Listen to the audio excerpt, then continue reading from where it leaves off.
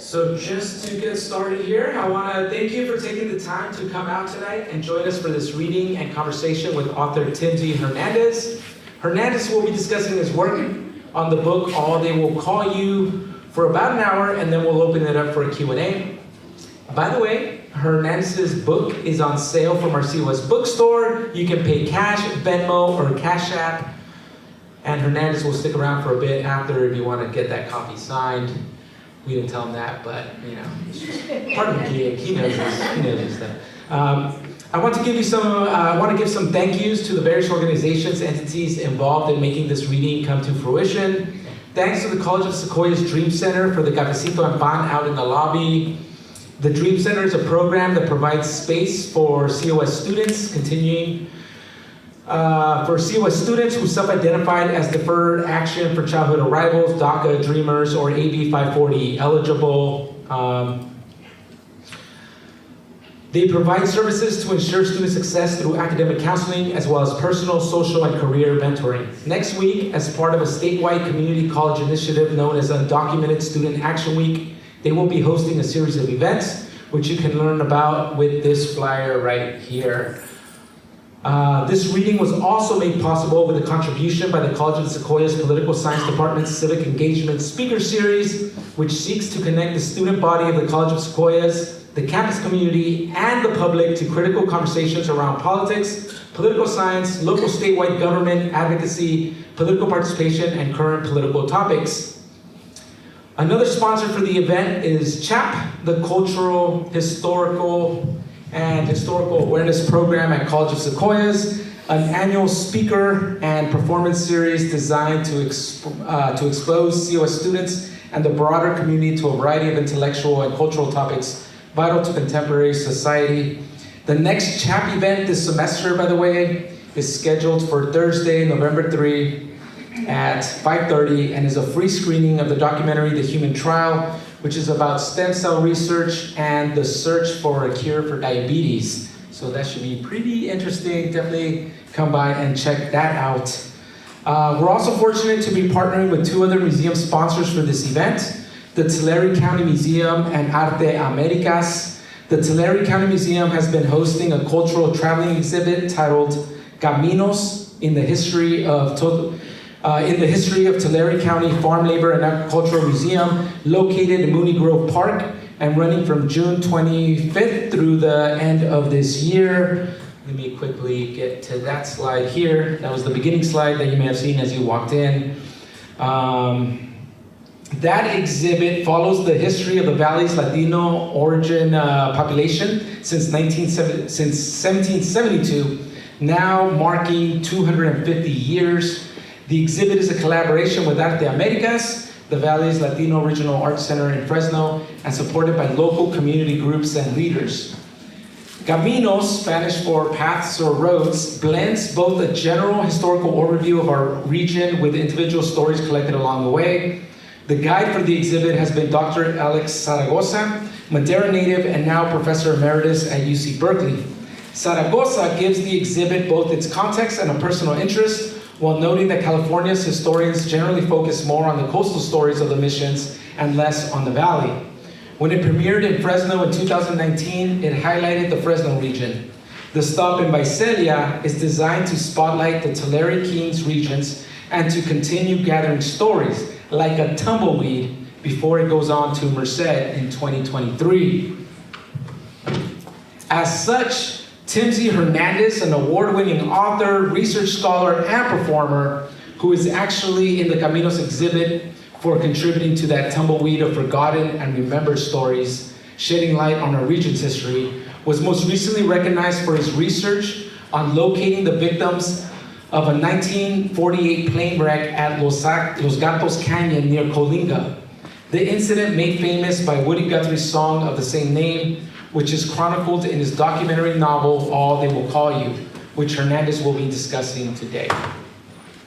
Hernandez's other work includes poetry, fiction, nonfiction, and screenplays. He is the recipient of numerous awards, most notably the American Book Award, the Colorado Book Award, and the International Latino Book Award.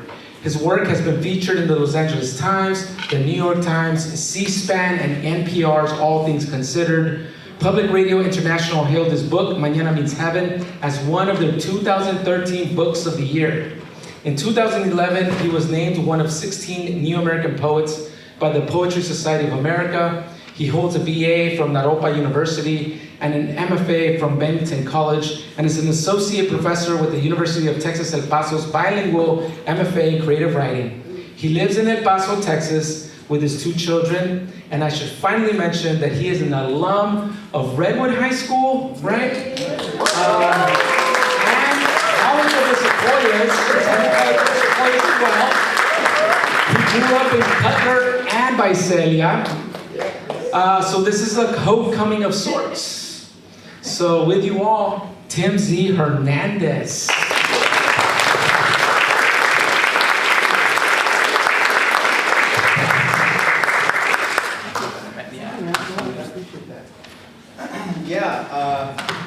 All those things he said are true, to my knowledge.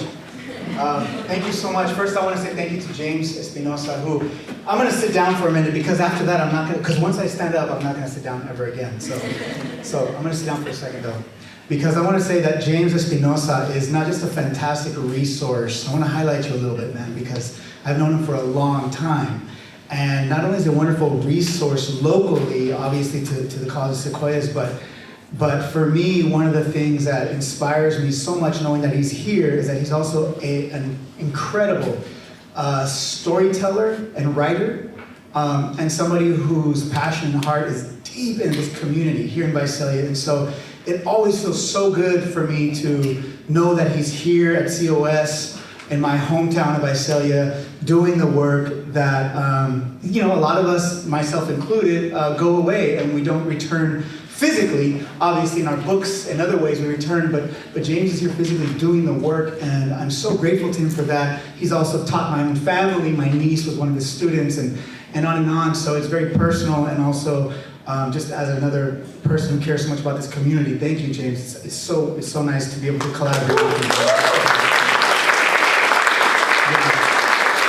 Yeah, and the support of each other's work is just important, and thank you for that. Also, thank you to Chap, to the program here, and also obviously the College of Sequoias and the whole team that made my visit possible in such a short notice. Before I jump into tonight's little talk we're going to do, and God, an hour? What? We're supposed to talk for an hour? I won't bore you that much, but we'll arrive at the same place at the end. I promise you that. So what's funny is I want to preface this a little bit by saying the Caminos exhibit is a wonderful exhibit, very powerful. Actually, I should thank Arte Américas also, who's made it possible. Nancy Marquez and Alex Zaragoza. Nancy, I should also highlight her. She was very much a mentor of mine when I worked in Fresno and lived there for a number of years too. So I'm grateful for them, supporting me and bringing me back here. The Caminos exhibit, it's a wonderful exhibit, a wonderful idea. I'm really honored to be a part of it. I know that, at least in recent years, and I have not visited it yet, but there's a Bracero Museum now here in Mooney's Grove Park. It's my understanding the museum there that highlights the Braceros and what they contributed to this country, particularly, in general, but specifically also to California and Central California, from Stockton to this beautiful valley of ours. And I am here to talk a little bit about that. But I want to preface it by saying that I'm not a scholar of the Bracero program, or also not a scholar of Mexican history. I say that because, with all respect to scholars who have spent many hours and a lot of time, and most of their lives in some cases, telling the Mexican-American history and the history of the Bracero program, and with all due respect to them, and in fact it's their work that I ride the coattails of, and so I wanted to preface it by saying that. In fact, I'm going to try and share with you a little bit about what my specific interest is and was when I stumbled upon this plane crash at Los Gatos Canyon, a plane crash that happened in 1948. I'm going to talk for a little while, and then after that, I might even read from this book, which has nothing to do with the plane crash, but also everything to do with the plane crash. And I'm going to share a little bit from that. And then I want to take some questions from the audience and make it kind of more of an engaging conversation than just a talking head up here. Is that all right with everybody? And I know some of you are students, maybe in classrooms, you might get extra credit if you ask a question. I see she's like, I got questions. It's like my daughter Rumi, she's an overachiever también, so it's okay. But to begin with, So here's the funny part is, I said I wasn't going to sit back down, but I just didn't. Here's the funny part is, so this is a project that's taken, let me give you a little preface first. In 1948, January 28, there was a plane that was deporting 28 Mexicans from Oakland, California to the San Diego border. And that plane, as it was an hour en route, leaving Oakland, an hour later it crashed down in Coalinga in Los Gatos Canyon. There in Coalinga, and it killed everybody aboard. All 32 people. There's 28 Mexicans that were being deported and the 4 American crew members. Pilot, co-pilot, stewardess, and an immigration officer. All killed, all 32. Beyond recognition, okay?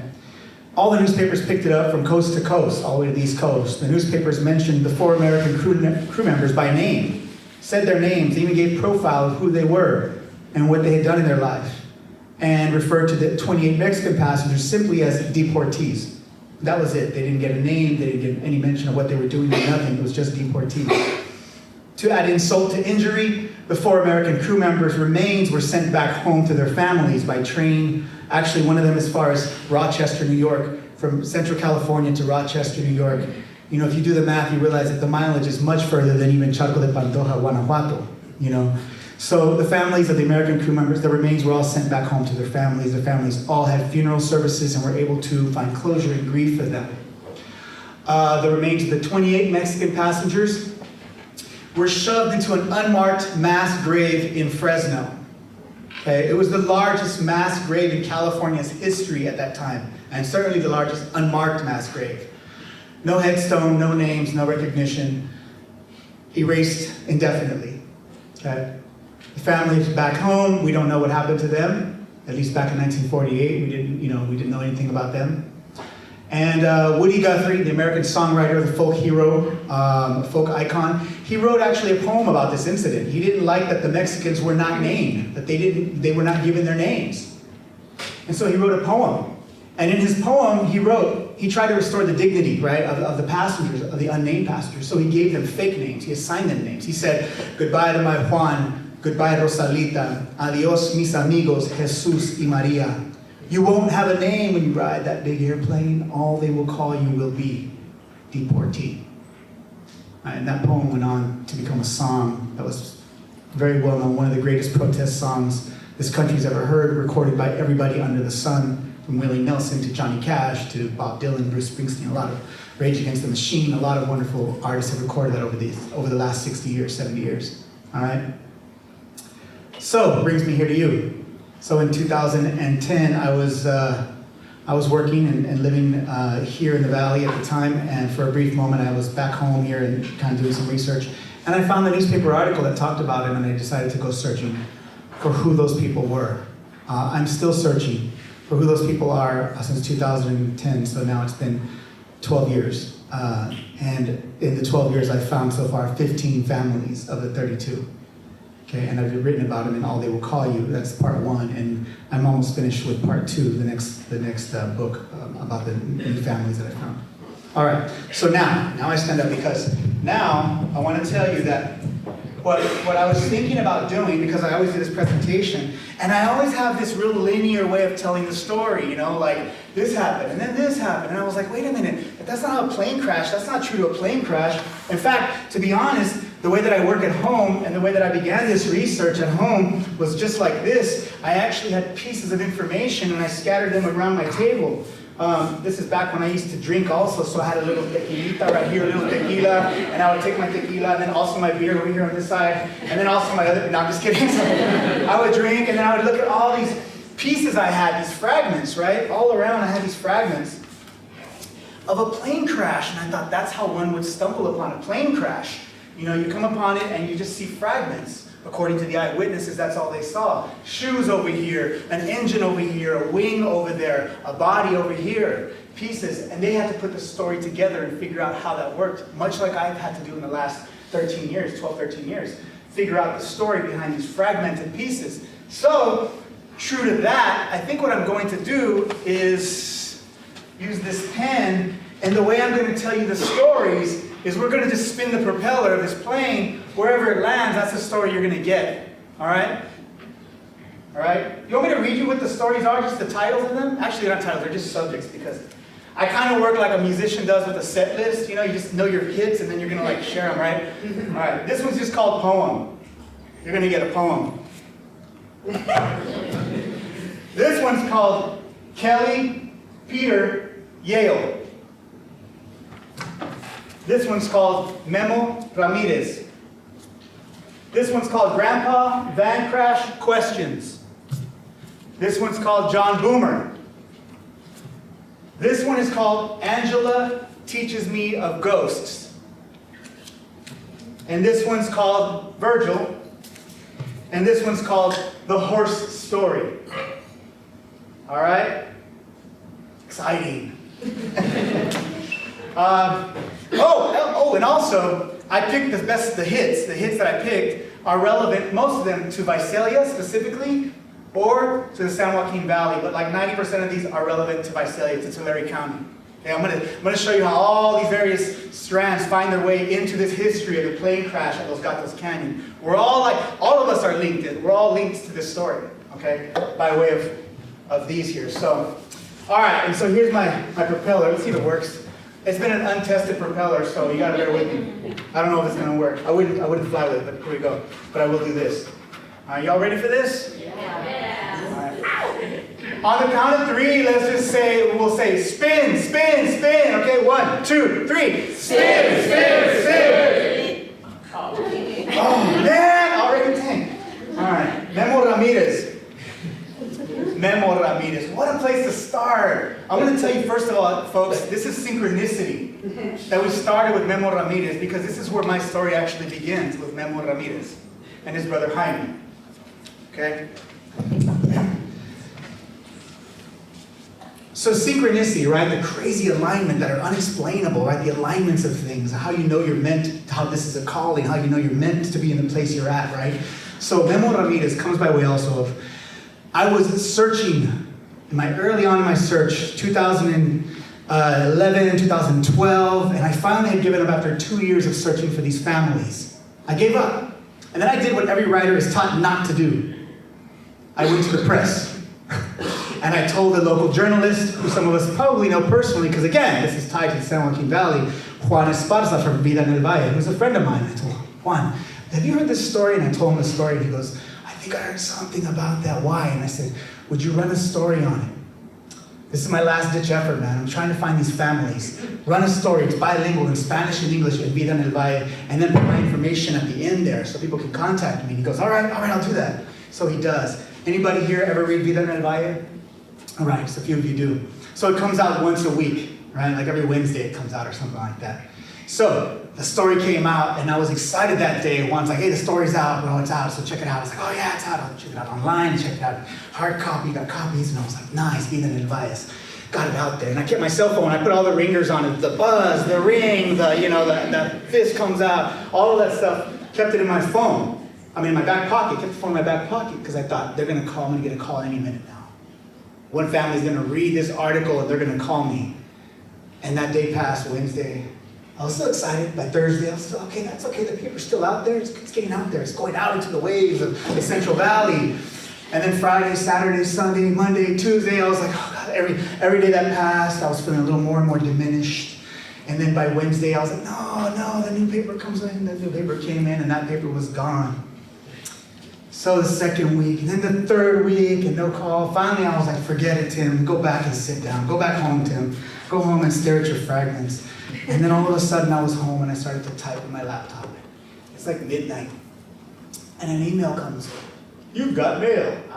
For those of us, Generation X, right? 90s, you've got mail. We don't hear that anymore. Anyway, it didn't say that, but I saw mail. I saw mail, and I was like, read this. So I clicked on it, and it opened up, and it said, Mr. Hernandez, and I'm paraphrasing, my name is Jaime Ramirez, and I am the nephew and grandson of 2 of the passengers on that airplane. I saw your article in the newspaper. My compadre gave it to me. If you need to know anything about the families, or at least my family, call me. So I called him up right away. Get in contact with them. The next day, Jaime, Mr. Ramirez, how are you? Yeah, he said, I'm good.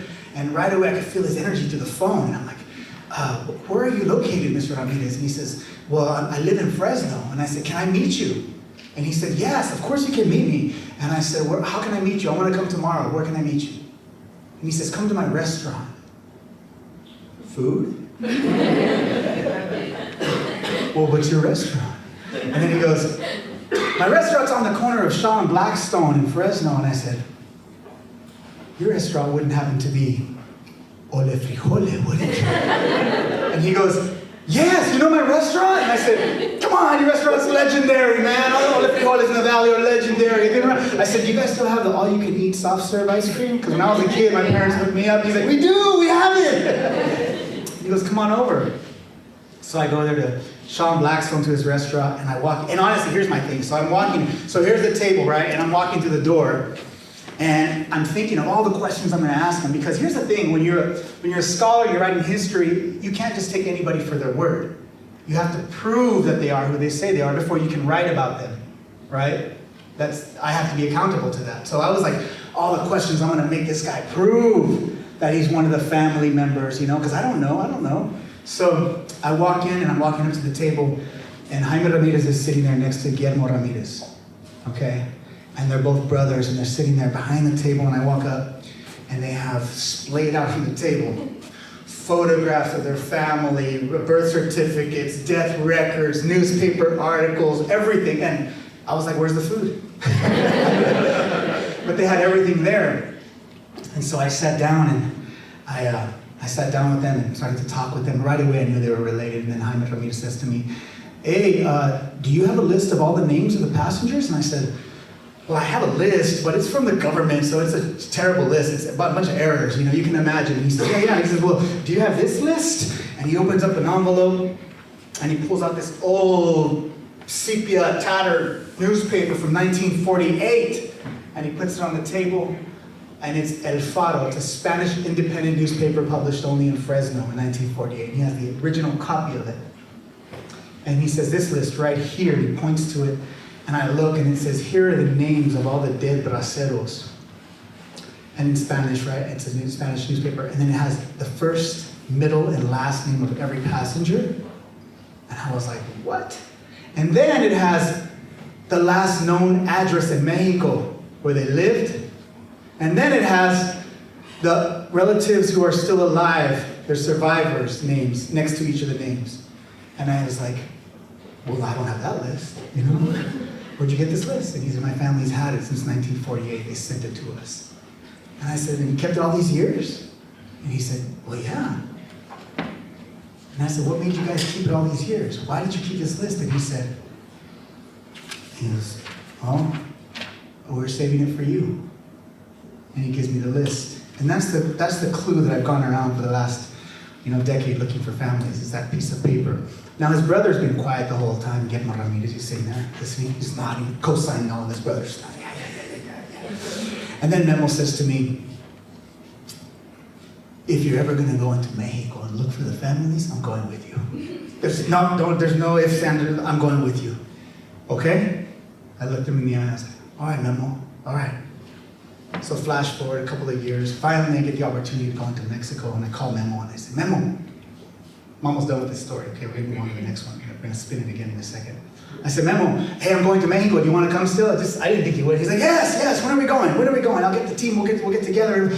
I was like, oh, shoot, Memo's serious. All right, Memo, so we're going to go in January for 2 weeks. We're going to spend 2 weeks. We're just going to, hey, bro, we're going to just travel all around central Mexico to different places, knock on doors and ask, Okay, yeah, I'll go with you. And I'm like, Memo, I've been trying to rent a car over there, as I'm organizing. I was trying to rent a car, but man, it's difficult to figure out how to rent it. I was like, hey, bro, do you just have somebody with a car and we can just pay them? Somebody who we can just borrow their car. And Memo says, I do know somebody. It's my compadre. And he knows all those back roads and everything, all those roads around that area. Why don't we hire him to drive us? I said, that's awesome, yes. Armando, we hire Armando. I fly into León, Guanajuato, okay? I meet Memo, he's already there, waiting for me. Behind him is this guy with a cowboy hat, who's like this tall, his big old cowboy hat, big old glasses, a toothpick out of his mouth. He goes, hey Tim, this is my compadre Armando. Armando's like, and his handshake was like, his grip was incredible, right? I was like, man, this guy's gonna drive us all over central Mexico, this is cool. So we get in, we're in the car now, we're driving, we get into Charco de Pantoja in Guanajuato, Guillermo's this is his hometown, his little pueblito where he's from, and where the passengers of the plane crash were originally from. Okay, his grandfather is Ramon Paredes, and his tío is Guadalupe. And we get to their little pueblito, and he says to me, "Hey Tim, are you gonna carry all those cameras and stuff like that with you when we go to the families? Because I'm like a one-man show. I got cameras and stuff hanging off of me. I'm like ready." And I was like, "Why?" And he's like, "Because I know somebody who does that professionally, videography, and they work for a cable station. It's a young college student. Her name is Sandy Cano. She would, we hire her. She'll do that for us. She'll go around with us and film everything." I said, "It's a great idea." I said, "All right." So we show up to Sandy Cano's house, and he looks over, because I'm in the backseat. He looks at me and he goes, "Her father's very protective, very traditional. So I'm gonna get off and talk to her, okay? And when I look at you and nod, come down. Then you come down, but just stay in the car. Don't say nothing. Just let me do the talking." "All right, man. Okay."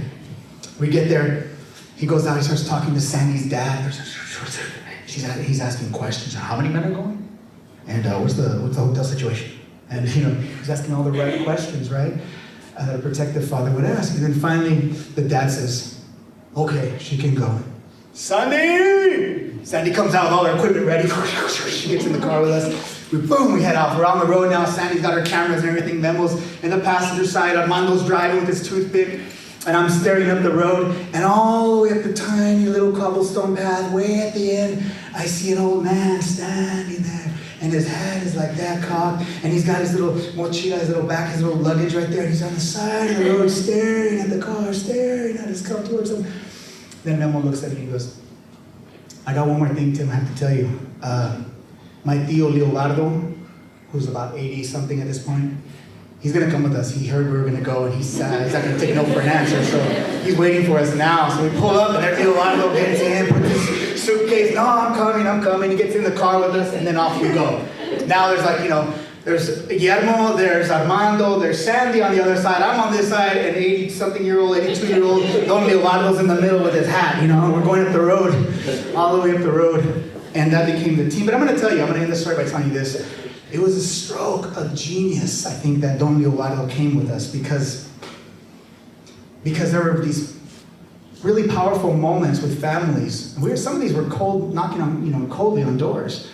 And the families were hesitant to share with us a wound that took place 7 decades before. And they're quietly trying to share, and they're hesitant. And then Don Leonardo would just walk over to them. He would take off his hat, and he would put his hand on their shoulder.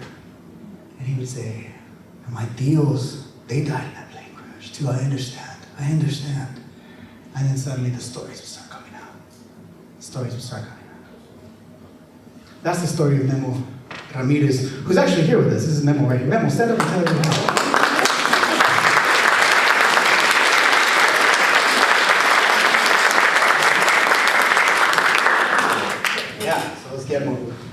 The real hero of that story. Okay, here we go again. On the count of 3, we say spin, spin, spin. 1, 2, 3. Spin, spin, spin. Oh, shoot. That's what happens. That's what happens in a plane crash. You never know. Okay, let's try it again. Here we go. Oh, man.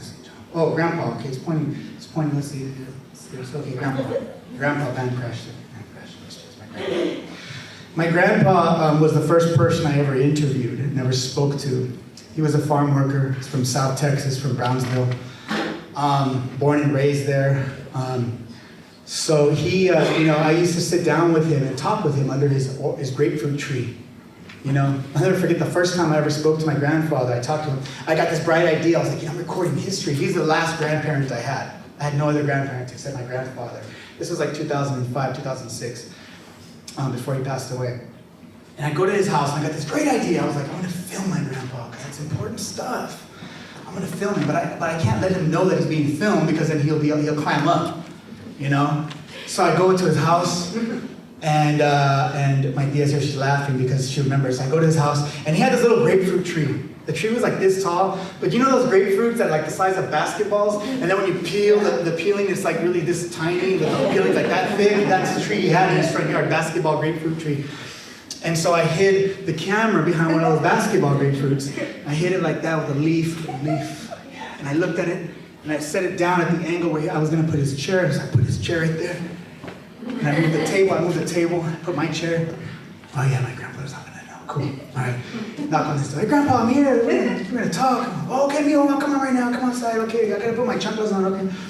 So I'm in the front. This is in the town of Dinuba. My grandpa was living there before he died. And I go to, so I go and I sit down, and my grandpa comes out, and he sits down, but he's got something in a bowl, and it's jiggly. It's like a jiggly meat. It's a jiggly meat, and the meat's jiggling, and he sets it down, and it's just a jiggly meat. It's like gray, lumpy, you know, and it's just got, all it has is salt and pepper on it. That's it. It's nothing fancy. It's in a bowl. And he sets it in the middle of the table, and I sit down with him. I go, Grandpa, what the hell is that? Mollejas? Mollejas? Gizzards, you know, gizzards, like boiled gizzards with just salt and pepper. Have some. So I'm like, shh.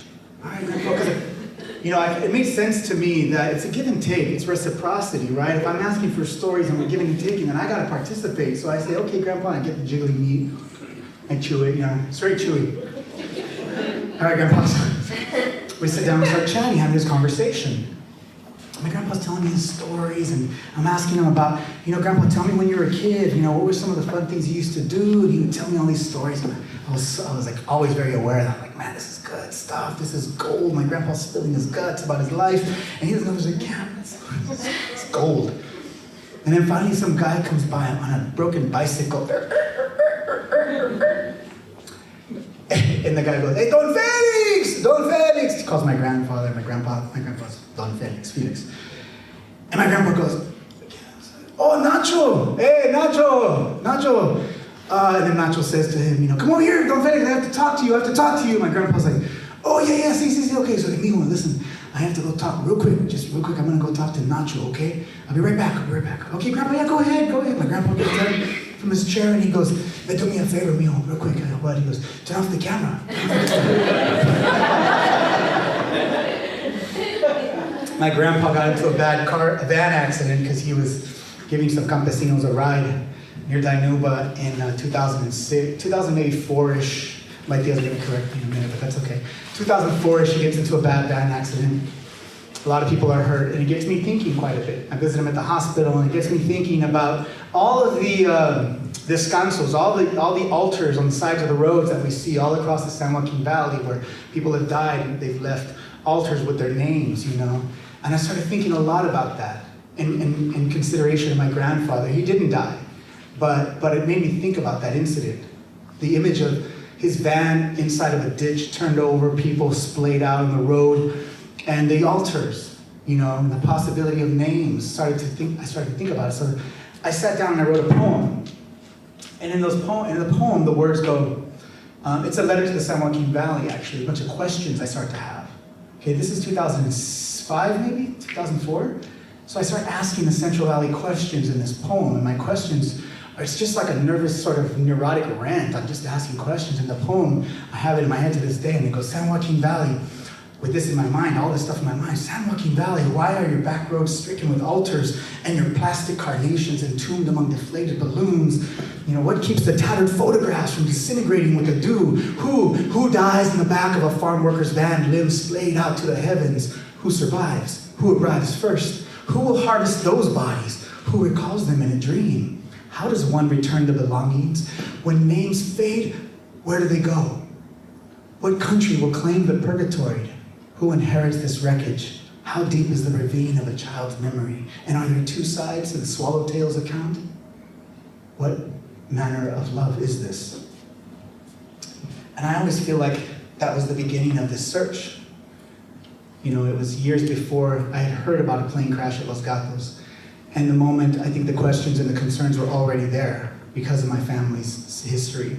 The questions about once I read this newspaper with all the victims, and I could easily picture it in my mind, and I felt I could identify with that to some level. And so I think those were the sort of early concerns, the seeds for what later on became All They Will Call You. All right. Y'all doing okay now? Everybody doing good? I'm gonna take questions in a little bit. It's gonna be a pop quiz. Okay. I think we're gonna stop the propeller thing, and I'm just gonna do this, and we're gonna, let's see, by show of hands, we're gonna just do who wants to hear this story next. Let's see, we're gonna go The story of Kelly, Peter, and Yale. There's one. Two. The horse story. Oh, no, you don't get that till the end. Angela and Ghosts. That's a short story. And we're going to go with Angela and Ghosts. That's quite a good. We're going to go with Angela and Ghosts. So one day, I'm in San Francisco and I'm sharing this story. This is as I'm still searching for families, okay?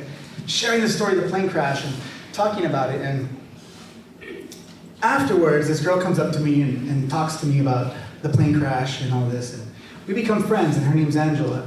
And over the years, just randomly, I would see her pop up somewhere at an event. And then one day I saw her pop up at an event in Fresno. And I was like, what are you doing here? You know, it's good to see you. And she's just like kind of always asking me about, you know, how the research has been going. And then one day she tells me, you know, whenever you're back in the East Bay in Oakland, you know, look me up because there's some stuff I feel like I should share with you, you know. And I said, okay, great. So like a year later, I'm back in Oakland, and Angela and I sit down, and we have a conversation, and the first thing she says to me is she goes, how have you been? How are you doing? And I was like, why? Why do you ask me that? Why do you ask me that? And she was like, because you look very stressed. You look very overwhelmed lately, Tim. And I'm a little concerned. And I said, what makes you say that? And she goes, look at you. So I was like, no, but realistically, I said, well, who makes you say that? You know, and she says, because I've gone to your talks for the last 3 years, and the way you talk seems very like neurotic and very. I'm just asking. I'm not trying to pry or nothing. But by then we had been friends. We were friends, and I said, to be honest with you, I said, you know, I know that she's a practitioner of medicine, of indigenous medicine, so I kind of had this frame within, you know, what maybe she was looking for or asking me, you know, how spiritually I was doing with all of this. And then she said, you've been going around for the last several years talking to people about their grief, about their pain and their wounds, and I'm just wondering how you're doing. And I just broke down.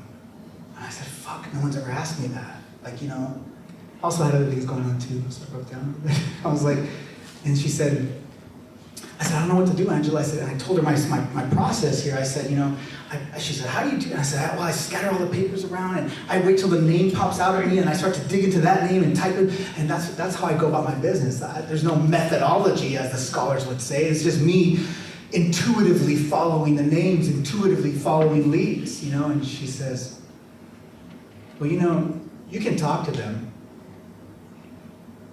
And I said, who? Therapists? Because I got 2 of those. What are you talking about? Some people are like, yeah, dude. So she says, no, you can talk to them. And she goes, when you go to the crash site, do you ever leave offerings? And I was like, shit, I guess I never thought of that. She's like, you got to leave an offering. Leave offerings to them. And I said, okay. And then she said, yeah, don't be afraid to tell them, get in line. She goes, because I can imagine them, all these voices speaking to you at the same time, and they've been waiting 70 years to tell this story, and they found you, and now they're going, my story, my story, my story. And that's exactly how it felt. And she said, tell them to get in line, because you can hear them better one by one. And I said, shit, I never realized this could be an actual reciprocal conversation. I've always felt like it was one-sided, them in my ear constantly.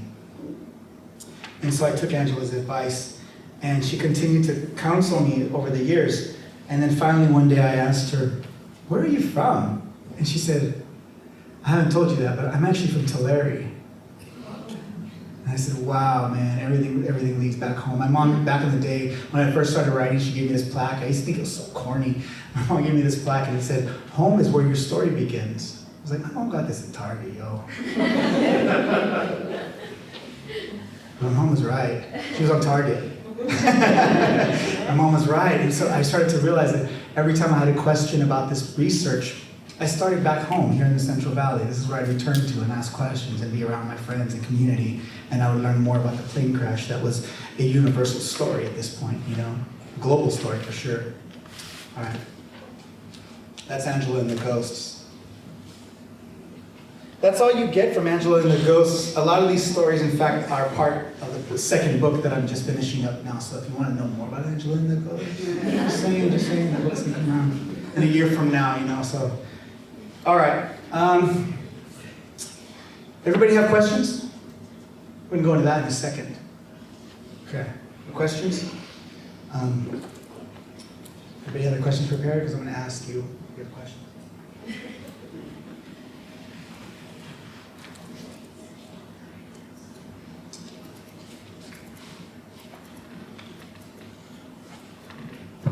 Now time for a poem break. Hometown Ode. For Destina Única and Desiree Amor.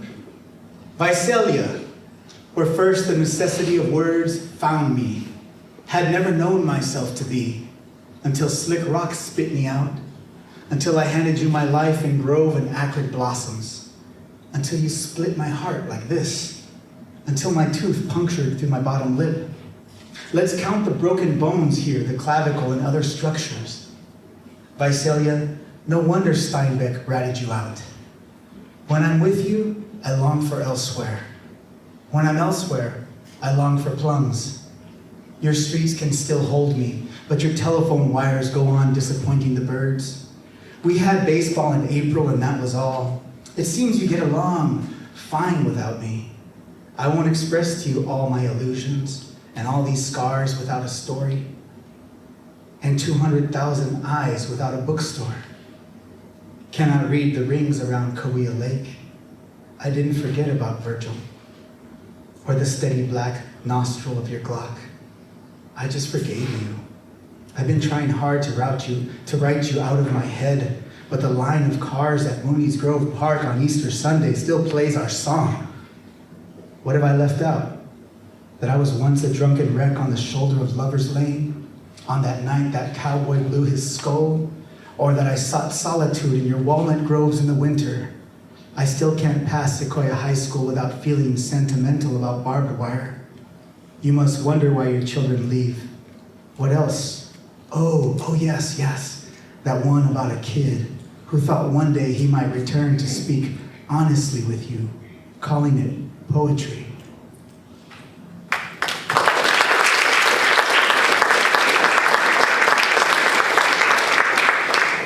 Okay, I'm going to take some questions, and then I'm going to, after the questions, my final story is going to be the horse story, okay? I'm going to leave you with the horse story. But let's take some questions. Yeah, and you know, the questions, feel free to ask any questions. I'm pretty open, because I think they lead us all back to the same room. Yeah. My brother, Matt, man, it's so good to see you, wonderful artist and professor here. So honored to have you here, my friend. Were there portions of the research that you carried out up to this point that you found more support to help you with? Or have you just kind of been going at it more on your own financially? You know, you have your day job and you have your research passion. And have there been points where they've aligned to where somebody's backing you financially to carry out some of the research? Yeah, that's an important question, man. Thank you for asking that. The financial aspect of the last 12, going on 13 years of this research.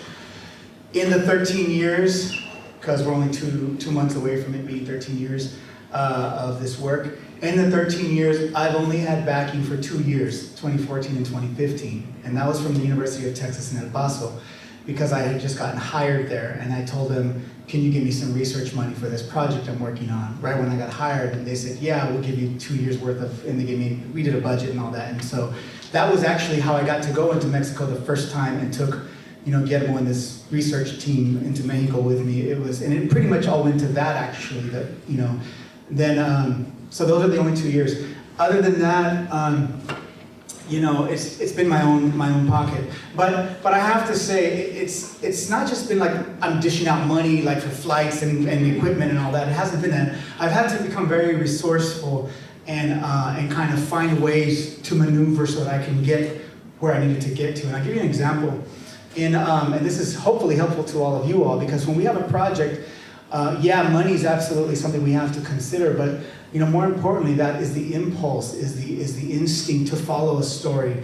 Because I feel like sometimes,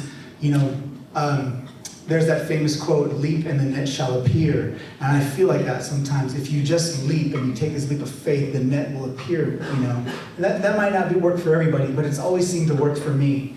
So I'll give you an example. I found this family in South Texas. It was actually near Houston, down there, that I believe, this was early on in the search, and I believed they were like, one of the families that were related to the passengers. And I kept calling them, and at this point I was bugging them, and they were like already, the son was already like, "This is not our family, it's the wrong family, stop calling us," And I was like, "Are you sure? Because I know Wenceslao." It's like, "Wenceslao Luis." He's like, and he's like, "No, that's my grandfather's name, but you got the wrong guy." And I was like, "No." Anyway, and then one day he even said to me on the phone, "My grandpa wants to know who your people are." I was like, "My people? I'm from the Hernandezes of South Texas." I don't know what to say, And so, but I was sure of it. And then something I learned early on is that, how many of you raise your hand real quick, know your parents' story? Just your parents' story, like where they're from, right? How many of you raise your hand? Okay, that's about most of you. How many of you know your grandparents' story? Okay, maybe a little less. How many of you know your great-grandparents' story? Yeah, less and less, right? We generally speaking, we only know stories 2 generations back. Okay, by the third one, we start to lose a lot of it. And this is the 3rd generation that I'm talking about, right? So Wenceslao Luis, or the man who would have died in this plane crash, would have been, this young man who I was talking to, his great-grandfather or his great deal. And so I figured he didn't know, and that's why he kept saying you're not related. So anyway, going back to resourcefulness, I couldn't get over there because I didn't have no money. How do I get over there and knock on the door and tell them and show them these newspapers and all that? Because when you're physically in the presence, right, it's a different story. And how do I get out there? I don't have the money to do that, and I didn't. I'm a single parent on 1 income. I'm just going to throw it out there. And so it's not easy to figure out ways to get out to these things. So what I did was I contacted the university in Houston, and I said, "Hey, I have a book of poetry out. Won the American Book Award. Would you want to have me out there, talk to your students?" And you don't have to even pay me. Just all you gotta do is pay my hotel for 2 nights, and my flight, and maybe like a little rental car there for like 24 hours. That's all you gotta do, and I'll come out there and do that. And then they said, "Yeah." And I was like, so I got on the plane, went out there, and got in there, went to the students and talked to them real quick and said, "Okay, I started signing a couple of books," and then I got in the car and drove to Bay City, Texas, and was like knocking on the door. "Is Wenceslao Luis here? I'm the guy who was..." Anyway, it turned out that they weren't related. But that's how you get out there, right? And I've done a lot of research like that. But here's the crazy part is this story has tentacles, honestly, all over the globe. And I've only tested it all over the United States. It's true, but I don't know about the globe, but I'm gonna just go out on a limb and say it's all over the globe. Because everywhere I've gone. So then I moved to Colorado, and I'm living in Colorado for a long time, for 10 years. I'm in Colorado. And I learned that the story has roots in Colorado also. That because this story became a song, right, that I talked about. The first man to ever record that song lived in Fort Collins, Colorado, and that's where he recorded it at. And it was 45 minutes from my house in Boulder, Colorado. So I drove out to Fort Collins and gathered whatever story I could find there.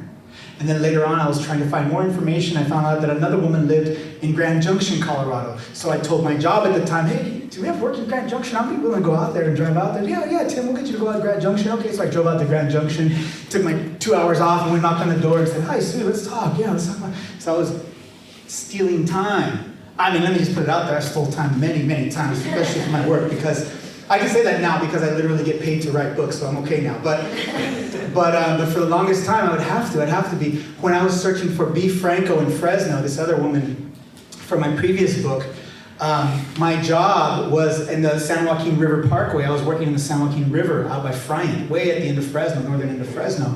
That was my job there for a couple of years. And I was searching for this woman named B. Franco, who used to be one of Jack Kerouac's lovers back in the day, and I was trying to find her family, and I had last heard she lived in the town of Selma. And I was like, damn, but I was working every day, and this job was keeping me like 10, 12 hours a day. It was crazy. But then all of a sudden I started having stomach problems, some stomach issues. I was like, damn, I gotta see a doctor. My mom would say, "No, you gotta see a doctor. You haven't seen a doctor. You're procrastinating again? Go see a doctor." So I was like, oh, look at the phone book. Dr. Rodriguez in Selma. I had a lot of stomach problems. I'm gonna be there a lot. For my job, hey, I gotta go see Dr. Rodriguez in Selma. All right, so I go to Selma. See the doctor real quick, take 15 minutes, and I spend another hour and a half searching around Selma, knocking on doors, talking to people. And that's what I kept doing. So, how I got the funding, you know, man, I just did whatever I had to do to get it. That's the end of the day. I felt like somehow, you know, I'd be pardoned at the end of the day. But you follow your instinct. You know, you follow your instinct. I got into Los Gatos Canyon, and there's a barbed wire fence there, and it says no trespassing, but I needed to get to the crash site on the other side of the barbed wire fence. And then I thought of Woody Guthrie's lyrics. This land is your land.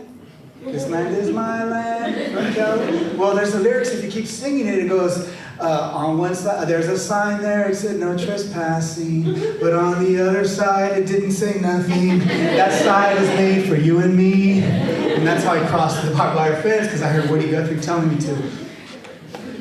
Another question? That's how I do it, man. Carlos. So, this is a question like on like writing. Instead of, you know, if I were to do something with my grandparents, instead of reporting it, what are some ways that I can include myself in a story? Like if I'm retelling something, how do I put myself in it and still be telling their story? What are some ways that, like as a writer, that you can do that? Yeah, I think it's important to include yourself in the story. Because when I read your work, and I read especially My Name Means Heaven, you're telling us a lot of historical facts, Yeah. but it doesn't read like a history book. And I know that's a load, Yeah. and there's a lot there, but what would be one way that someone aspiring to write can try that? I mean, yeah, you know, like narrative techniques and things like how do we tell? Is your grandfather still alive? No. Do you have recordings of him? I recorded my grandfather, you know, when he was passing away. Right. Audio, but I just have that one thing and photos. And I say then play to your strengths always. Like start where you are. You know, you play to your strengths. So, and for you, because I know you, and also probably a lot of you know Carlos Rodriguez, wonderful musician here in town, and another incredible artist and resource locally. But because music is your calling, you know, I would say start there and always bring it back to the music. Start and end with the music.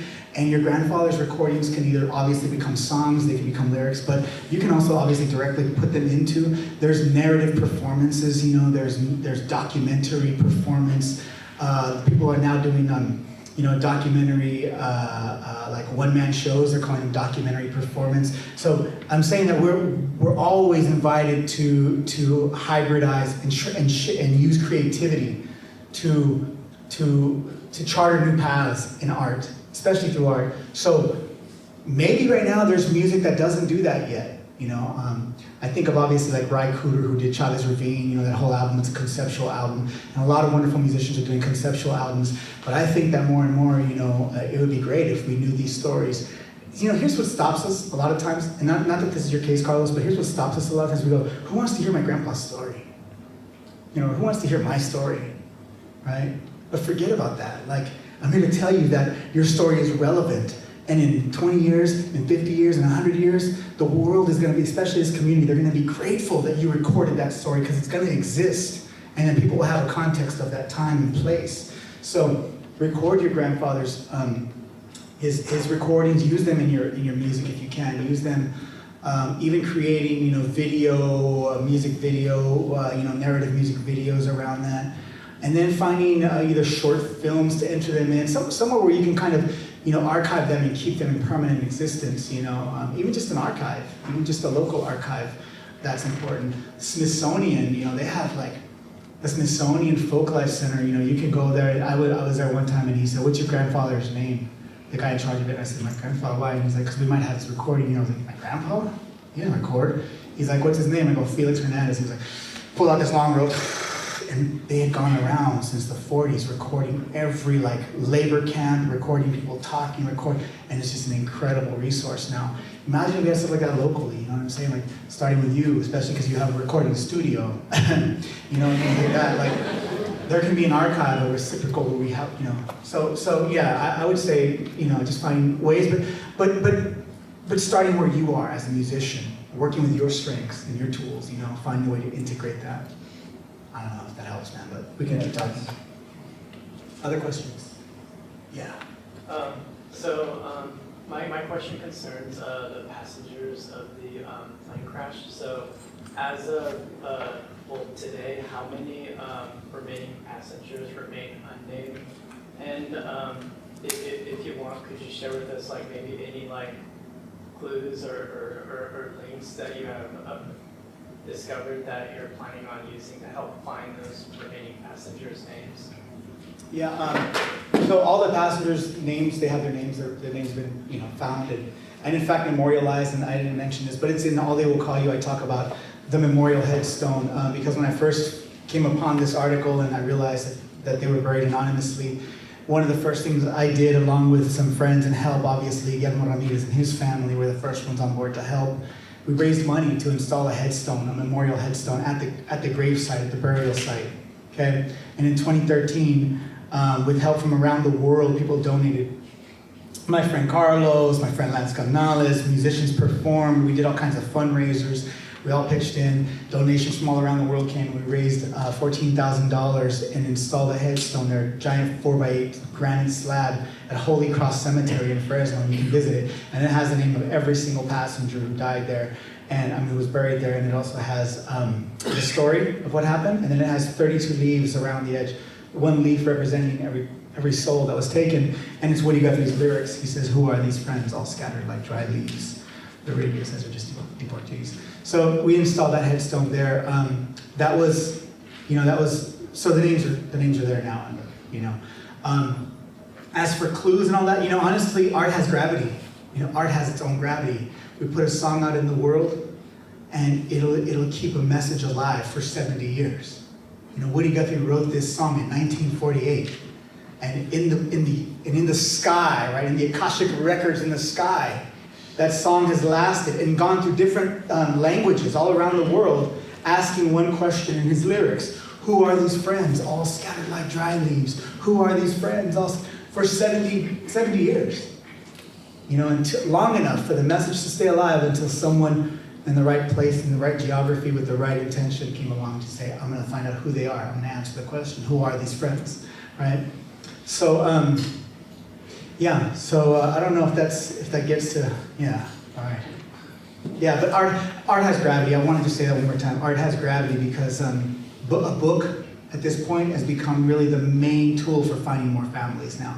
That's the main clue.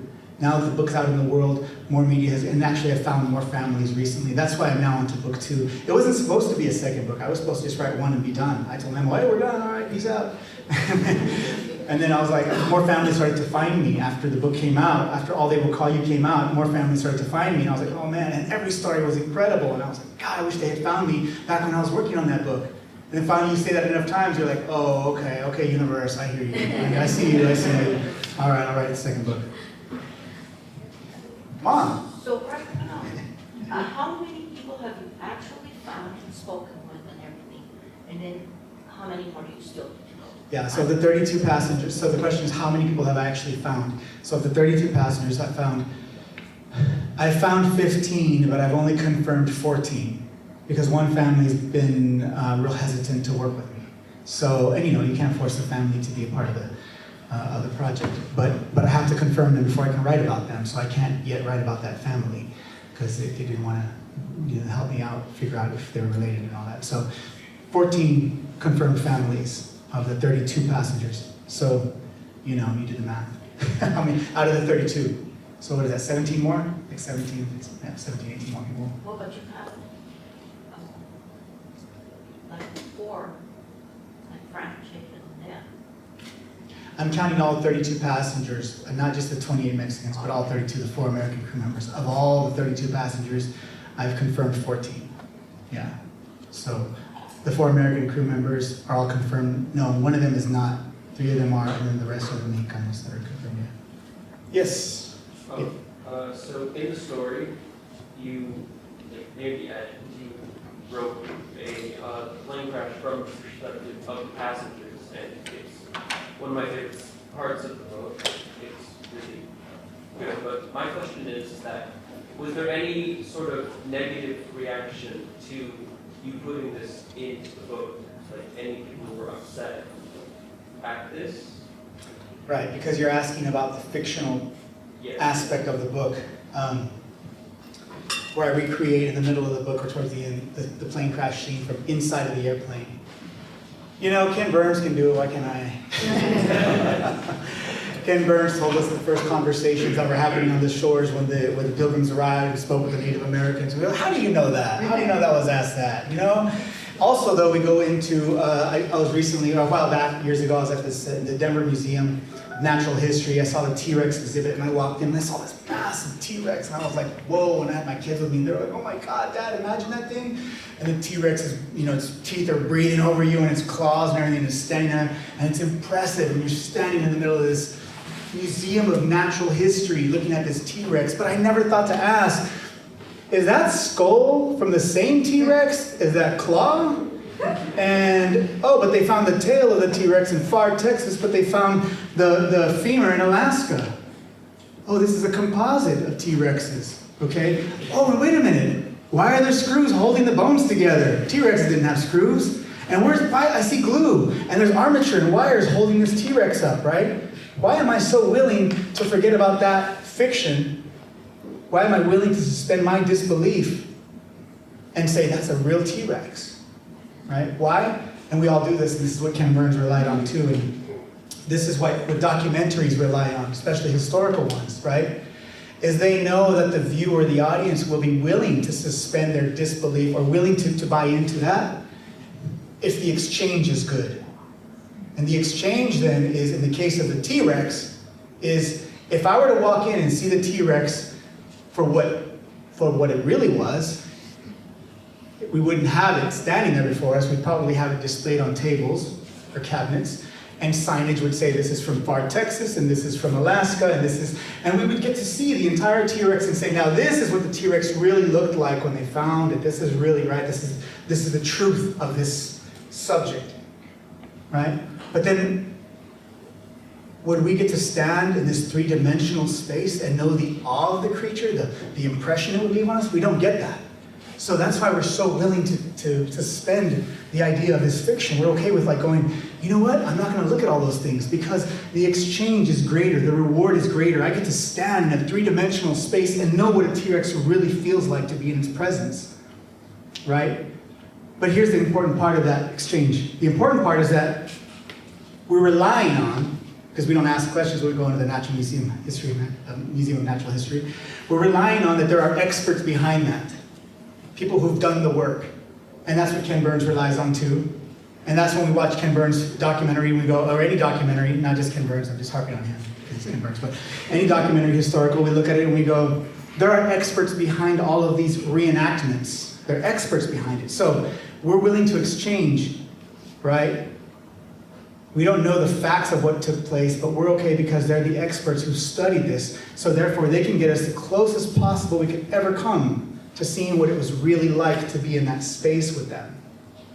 So we rely on the experts in museums and documentaries, and in the plane crash at Los Gatos, I'm the expert. Nobody has studied the subject harder than me, nobody. And I have spoken to the families, I've met with them. Guillermo knows, I've laid in their beds in chocolate pantoja and woke up and had broke bread with them. And I also found 2 pilots of that airplane, the DC-3, and I sat with them. And then I found an actual physical, totally remodeled DC-3 airplane, which happened to be 15 minutes from my house in El Paso, Texas. And I had gone all over the country at some point looking for different DC-3s to find a whole one, and there's an entire remodeled one right by my house. So I go there, and I went into the airplane with the pilots, and I told them, you know, and I gave them the reports, the accident reports, and said, read them, tell me what you think happened, what would have happened here, what about this? And the pilots were stumped in some ways and sharing with me other experiences, and they were telling me how those planes were always coming down, the engines were always catching fire, how they were built to withstand that. I said, Steve Johnson, one of the pilots, I said, well, what are you guys trained for? What would happen if a wing flew off? This might sound like a stupid question, but if a wing flew off like that and the plane began to spin, what do you do then? What are you trained to do then? And he goes, oh shit, they do train us for that. There's one training they teach us for that. And I said, what do they do? Because they teach us that when that happens, you have to put your left leg on this dashboard, then you have to put your right leg over on this dashboard, and then you have to tuck your head between your legs and kiss your ass goodbye. And that's what he said to me, right? Of course, he's joking, but I spoke with the pilots, and then I went inside this plane several times, and then finally when it came time to rewrite the plane crash scene, after knowing the families, after having done, that was the very last scene I wrote of the book, I went to the museum and I said, can I sit inside that airplane and write for as many hours as I need to? And they said, no one's ever asked us that. Let's get permission, and they did. And so they would close off the exhibit whenever I'd go and sit inside the airplane, and I would spend hours inside the airplane writing the plane crash scene. I would go and sit in the cockpit, and I'd type whatever the pilot was seeing from the cockpit, looking out the windows, looking at the, and by then I had known what different instruments were because of the pilots I had consulted with. Then I went and sat down in some of the seats and imagined what a passenger from this view would be looking at and typing that. So I rewrote it while actually in the physical space of the airplane with the consultants and also with the families. The characters, right, the people, they would respond according to the way the families had talked to me about their relatives. I assigned them characteristics that were in alignment with what the families told me about. They told me Guadalupe and Ramon had actually physically at one point fought in a gun battle to save their community of Chalcotan. They were like they actually were like fighting with guns, and yet Guadalupe had his finger blown off, and I thought, man, these guys don't play, And they talked about the fights and things, like Guadalupe was a wrestler and all this, very physical. So all these are the kind of traits and characteristics you start to put into the characters. Obviously I don't know what would happen if you're falling out of an airplane, I don't. But I also researched people's testimonies, the people who survived falling out of airplanes.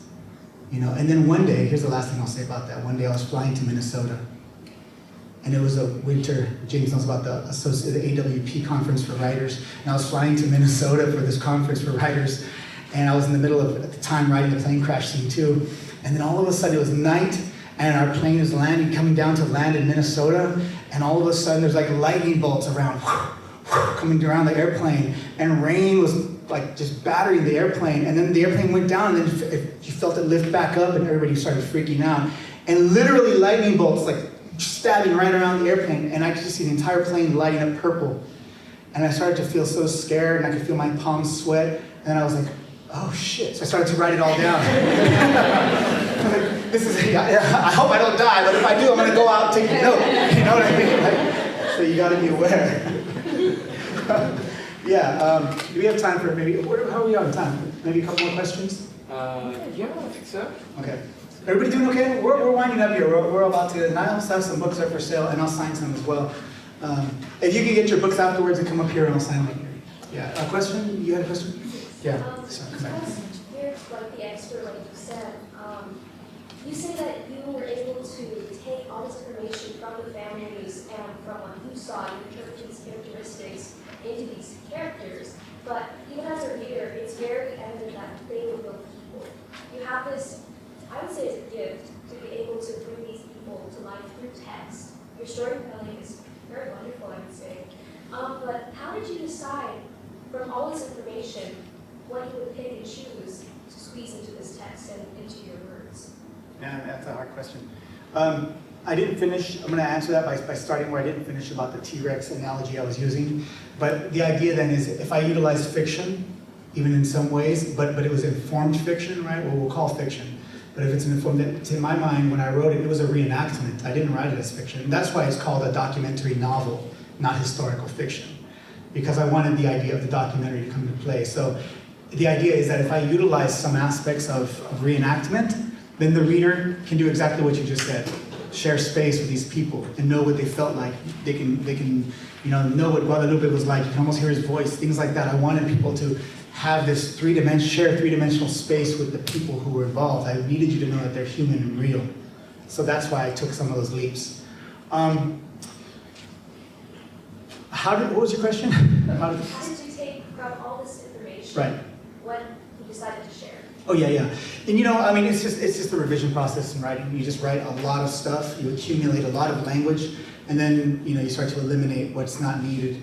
central to the story. Because as writers, we get really, it's like musicians, you know, you let a musician jam, forget it. You know, you're gonna hear them playing the same, they're gonna be jamming for like 30 minutes without stopping.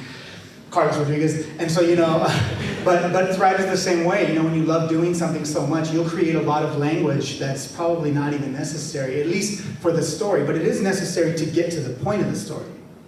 And then you have to dig through that and find what is essential. And you have to ask yourself, what's the story? Am I sticking to it here? Because if I'm not, if I'm just fluffing it up with cool words and cool scenes and images, it's not going to do anything for the reader. In fact, it's going to slow the read down. So I try to take this process of revision, just revising, writing a lot, and then revising. And then in this case, going back with the family, there were some incredible things that Guillermo told me, you know, like a year after I had wrote his family's story. You know, Guillermo later on would tell me some of his experiences of crossing over, things like that, and I was like, why didn't you tell me that? So I'd have to go back and then rewrite some of the input, some of that. And in fact, put it inside of his relative Guadalupe's, like some of what he was telling me about, informing some of Guadalupe's, journey too. So, yeah, it's over time you have to keep revisiting the people in the story in a way to. That's why this takes so many years. You know, from the time I met Guillermo, which was in 2013, to the time the book came out, was 4 years. You know, and every year I was like, "Are you still working on that book?" I'm like, "Yeah, I'm still working on it." You know. So, yeah. You had a question, yes. Going back to when your friend told you that you needed to line up the people, the ghosts, that they were all talking to you at the same time, did that help you? Did that bring you back, and did they line up for you? It did. I feel like it absolutely did. Yeah, it felt like it did. Not only did it line up for me, but it also started to line up other families that I hadn't found at that time either. Other families started to come with me. And in fact, not only did it line up, but sometimes one family started to have clues that were for another family. So there was, like, I guess you would call it triangulation happening. One would give me information and it would, you know, affect the information from the other. And I just started to kind of, Guillermo was actually one great example of that. When we were going to go into Mexico, he said to me, you know, my daughter's boyfriend, you can correct me if I'm wrong, my daughter's boyfriend's also from the town that one of the passengers is from, the other passenger from Jocotepec, Jalisco. And they think that they might be related. I was like, are you kidding me? Like, did you know the family? He's like, no, it's just my daughter's boyfriend from Visalia, from here, and they might be related. And it turned out that the boy he was related to a family in Jocotepec, and that's how we found Casimira and that wonderful story. That's a beautiful story. That's a beautiful love story, and All They Will Call You. That's how we found this woman who was still alive and was the fiance of one of the passengers who was killed. And they were a young couple, and they were about to be married. And we found her story because of that, because his family was connected to another. I recently found out too that two of the Padillas that were on the airplane, they didn't even know that they were related until now. I found out that they were actually cousins. Yeah. So. I had a question. I don't know if this is like kind of silly, but I just wanted to know that based on what you were saying about how you stumbling on the newspaper and then finding like the plane right next to your house and the team that you have and everything all being connected, that do you feel like you were almost meant to write this story, to share this story with the world? Yeah, absolutely. I do. I absolutely feel like it's a calling. I do, for sure. I was afraid to say that when I was working on All They Will Call You, in the first book. And also as a scholar, as an academic, you know, we don't tend to rely too heavily on intuition. At least historically speaking, there isn't a lot of conversation on intuition or callings or things like that. The spiritual aspect, because we're relying more on, you know, on practical data, information we can gather, right? Things we see. So I was always hesitant. But in the second book, so the first book is All They Will Call You, and the second book is very much all about that, in fact. And the second book is titled They Call You Back. Yeah. And you feel that? Yeah. You feel that, right? Yeah, that's why. All right. Yes. I have one last question for you, Tim. At the beginning of the intro, I kind of put out there that next week is going to be our Undocumented Student Week of Action, which is an initiative throughout California statewide for community colleges in terms of shedding light on some of the struggles and experiences of undocumented students, trying to get their education. What connections do you see between the research and some of the situations and experiences of the undocumented population in the 1940s to some of the experience of the undocumented population that continues to exist, right, nowadays? How do you feel that has shed any light on your perspective in terms of that, like in terms of nowadays? God, that's such a good question, and that's a question I've been grappling with since the beginning of this whole project, right? What's the relevance to today in terms of what we see that's happening around us, and particularly myself who lives in El Paso, and it's, the Border Patrol is a constant presence. It's just part of our community, and we see that happening, playing out every day in El Paso. From my university where I work, I throw a rock and hit the border wall. I mean, literally. So we're that close to it, and it made me think about that every day, and honestly, I think I'm still evolving, sort of my ideas around that are evolving, because I don't know yet the potential of what this story is bringing maybe to people, but I will say this, that for me, even the story of 1948, it was never about finding or reshaping the immigrant experience. It was never about that. For me, there was very much just an injustice that happened, and I wanted to find the things that we all share in common as human beings. So I didn't write about the 28 missing Mexicans. I wrote about the 32 passengers that were killed, and it's important for me to say that because I felt like what was missing to this, there's a lot of great writers who I owe a debt to, because I studied them, and who writes particularly about the immigrant experience, very specifically. Some really good writers who've done a lot of nonfiction, Maria Herrera, think about her, Luis Urrea, or, a lot of incredible writers over time that have done that specific subject justice. For me, I thought, well, what can I contribute to this conversation? And for me, it was more about what's missing when we talk about the policies and politics around immigration. What is missing? What is constantly being drowned out by all the rhetoric, right?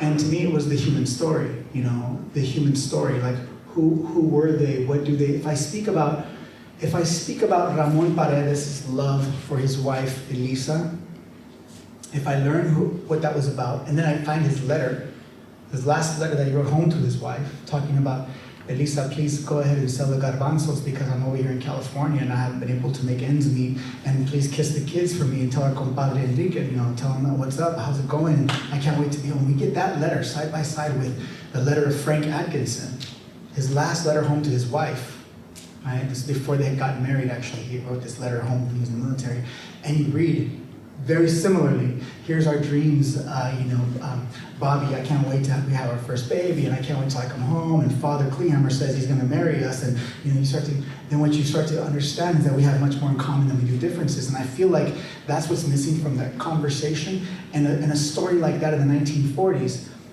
can remind us of our own humanity, and therefore, hopefully, open up a conversation like this, and in communities, where that is often overlooked because we're more concerned about the policy, we're more concerned about nationality, we're more concerned about citizenship, we're more concerned about money, And so I think that when we talk about undocumented peoples, which I have a real issue with even just that phrase, but I don't know how anybody can be undocumented when they're in their own original homeland. That to me is a big problem. But for me, it's like it allows us then hopefully to look at the people around us today and ask, what in common do we have? Or even ask ourselves and ask each one another, what are the things that make us equally human more than the things that separate us, right? Because we all know that the separations, the divisions, the rhetoric that's meant to divide us, to polarize us, it's a capitalistic endeavor. It's really there because it helps make money. That's really why we need these distinctions between and labels. It's there to help us make money. Right? We need to know how to bank off of that, right? But before all that, Mother Nature has taught us a long time ago that there are no boundaries. There really isn't, right? And I feel like, how do we get back to that? Well, for me, what I feel like I can contribute is if I share the stories of our shared humanity, if I talk about love, if I talk about survival, sacrifice, if I talk about that, these are all things that every one of us, no matter which family you come from or where you come from, you will identify with. Right? Because we all have struggles. We all do. Everyone does. We all have pain. We all have worries. We all have concerns. And so for me, it was about, so maybe the thing there is humanizing, you know, putting the humanity back into the conversation of what we call undocumented, which is a terrible label. It's just the modern day deportee, or the modern day alien, or the modern day illegals, whatever generalization we want to use, you know. So yeah, I hope that story reintroduces us to our own humanity, so that we can have that conversation with those in our community who we're labeling undocumented, you know, versus, you know, and we all know that stripping away one's name, which is the whole idea of this, right? Calling them deportees, calling them illegal aliens, stripping away one's name is obviously a way to disempower a person, to disempower a community. It takes away the power the moment you don't recognize them as human. So the names are just the beginning, and that's what the book is about. The names are where we start. That's square one. To humanize them again, to put that back. We have to start with their names, but then I'm going to take it a step further and talk about their stories. And I feel like today we should be creating more forums like this where we're sharing each other, sharing stories with one another. You know, sharing stories with one another. All right. I think that I want to thank everybody so much for coming to this conversation. Hopefully, it's a little bit. Hopefully, you didn't. My poetry didn't leave a bad taste in your mouth. And by the way, this comes out in March of next year, so you know we're gonna do a little something here in Visalia. Some of the Lights, my next book of poetry. But for now, you have All They Will Call You back there. It's for sale, and I'm happy to sign some copies. I'll stand up here and sign some copies for you. I want to say thank you to my beautiful family, my cousin, my tias, my mom, my dad, my relatives. Guillermo, who's also, Guillermo, stand up a little bit. Come over here, man. Guillermo Ramirez.